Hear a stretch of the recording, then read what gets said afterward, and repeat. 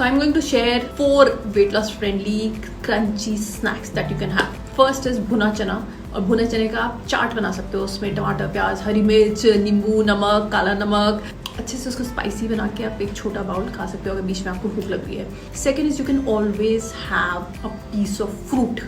Don't have a very big bowl of fruit. अगर बीच में भूख लग रही है, maybe have 1 apple or 1 pear or 1 mango or 1 banana, so that will keep you sorted. Third is you can make cucumber का रायता. तो उसमें आप भुना जीरा डाल सकते हो, उसमें नमक वगैरह, लाल मिर्च डाल के आप एक बाउल वो खा सकते हो. आपको प्रोबायोटिक्स मिल जाएगी थोड़ी देर की, आपकी भूख भी मिट जाएगी and you would be sorted for until your next meal. अगर बहुत थोड़ी सी भूख लग रही है पर कुछ क्रंची खाने का मन कर रहा है, आप रोस्टेड आमंड्स खा सकते हो और चाय के साथ आप ले सकते हो, तो वो भी एक अच्छी स्नैक बन जाती है.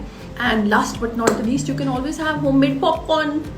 Don't buy those pre-packaged butter popcorn. Simple घर पे air popped popcorn बना के आप खा सकते हो. They're very low in calories and even kids enjoy, adults enjoy. खाते खाते you can watch a movie or it'll keep you full until next meal also. For more such options, subscribe to Rati Beauty app. Subscribe to Rati Beauty app for your weight loss diet plans.